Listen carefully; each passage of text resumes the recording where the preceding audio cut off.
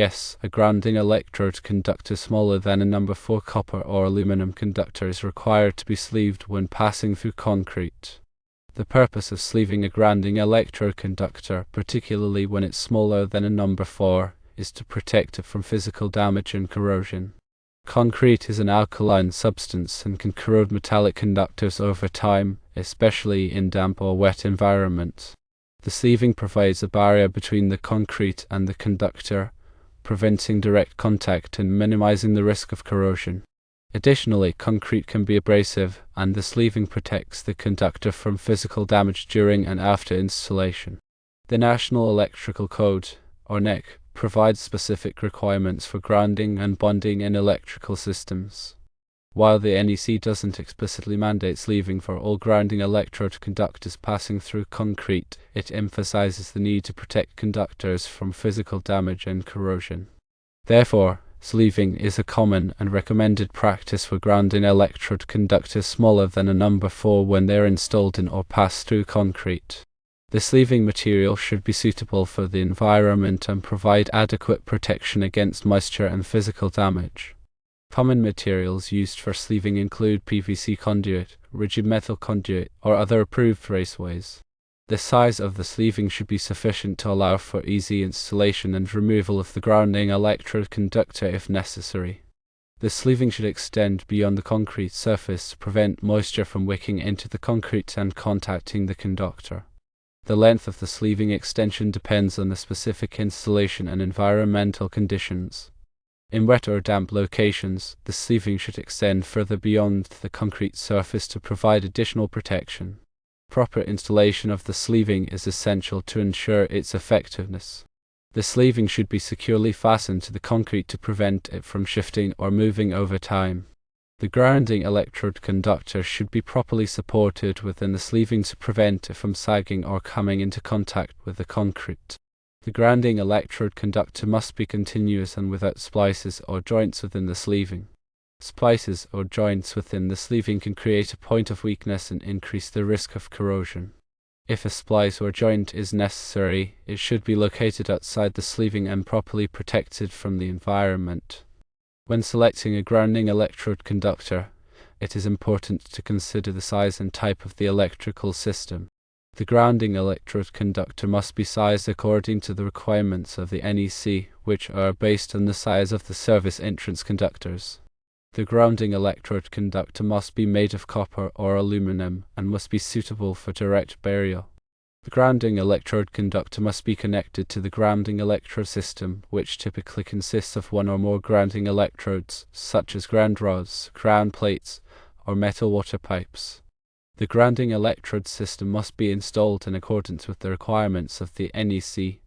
The grounding electrode system must be properly maintained to ensure its effectiveness.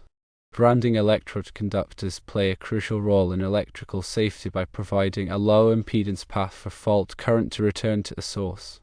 This helps to protect people and equipment from electrical shock and damage. Improperly installed or maintained grounding electrode conductors can increase the risk of electrical hazards. Grounding electrode conductors must be inspected regularly to ensure they are in good condition and properly connected. If any damage or corrosion is found, the grounding electrode conductor must be repaired or replaced. In addition to protecting against corrosion and physical damage, sleeving can also provide a degree of electrical insulation.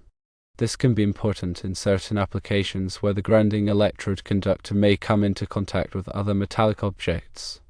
Electrical insulation helps to prevent stray currents and reduce the risk of electrical interference. The NEC provides detailed requirements for grounding and bonding in electrical systems. It is important to consult the NEC and follow its requirements to ensure that electrical systems are properly grounded and bonded. Proper grounding and bonding are essential for electrical safety. The grounding electrode conductor is a critical component of the grounding system, and its proper installation and maintenance are essential for ensuring electrical safety.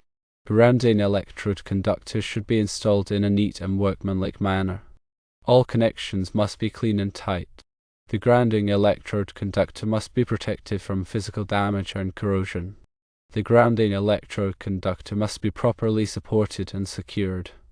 The grounding electrode conductor must be continuous and without splices or joints within the sleeving. The grounding electrode conductor must be connected to the grounding electrode system in accordance with the requirements of the NEC. The grounding electrode system must be properly maintained to ensure its effectiveness. Grounding electrode conductors play a crucial role in electrical safety.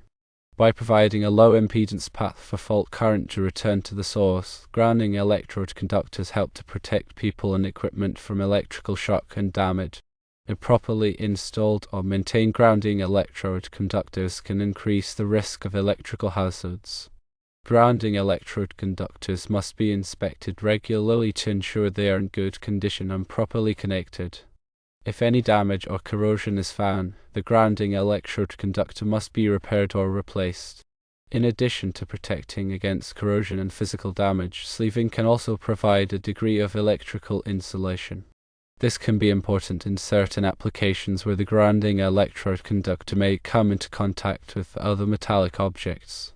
Electrical insulation helps to prevent stray currents and reduce the risk of electrical interference. The NEC provides detailed requirements for grounding and bonding in electrical systems. It is important to consult the NEC and follow its requirements to ensure that electrical systems are properly grounded and bonded.